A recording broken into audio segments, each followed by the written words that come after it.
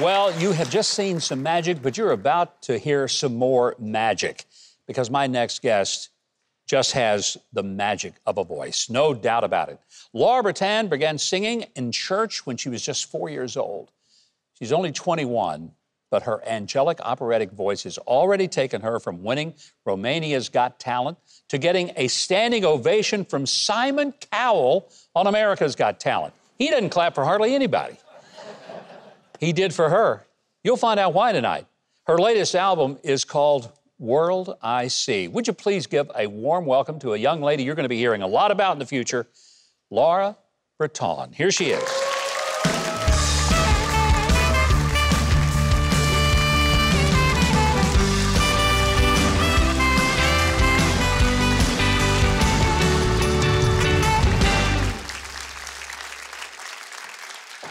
You know, in the rehearsals today, I was marveling. Your voice is, I mean, just beautiful. God has given you a set of pipes, as I told you, and you are using them in a very phenomenal way. Thank you. You started singing when you were just a little girl. Yes. Did you sing, I mean, in a way that people said, whoa, you got something there? I was 4 years old when I first started to sing. I started with gospel. And then when I was 11 is when the wow started to happen, I guess. When I taught myself how to sing opera. So it was weird. You taught yourself to sing opera? Yeah, it just happened. Like, I didn't even know that I was singing opera. I don't know. Really? Yeah, it was just weird. But this new album that you have, that you're working on, I mean, I think the songs are beautiful because they're classic and timeless. And I don't care what age a person is, whether they're young, they're middle-aged, they're old, the music just speaks. It's got punch and power. Did you kind of pick some of these songs out? Well, I mean, I found all the songs that I sing on YouTube. That's where I know them from. Good old YouTube coming through. Yeah, exactly. That's where I did all my studies and everything. So thank God for YouTube. Technology's great. You were born in Chicago, but many of your family members escaped communism out of Romania, like your grandfather. Yes. My guess is they've told you stories and you have maybe a little better than average understanding of what it means to be a free American. Well, I mean, yeah, it's been, my grandfather would tell me about it and how tough it was.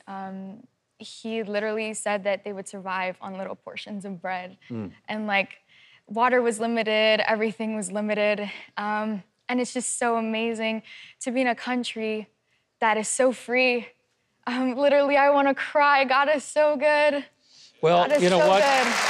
I think you are exactly the kind of young and wonderful talent that America needs to hear more of.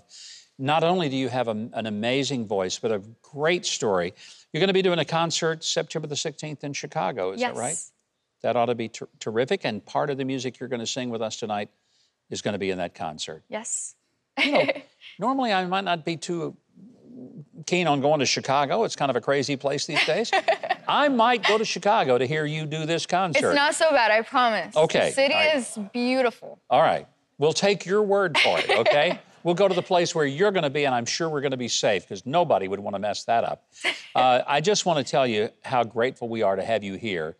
I really do believe that there is an extraordinary pathway for you ahead. Thank you so much. And I'm grateful to be here. Well, when these folks hear you, they're going to understand what we all mean by the fact that you just blew us away today in having you here. And after you hear her, I know that you're going to want to hear a whole lot more of Laura Bretan. So, Keith, why don't you tell everybody how they can connect to her music? After the show, visit huckabee.tv to connect with Laura and get her latest album, World I See. While you're there, you can also watch a digital exclusive performance of All That I Am.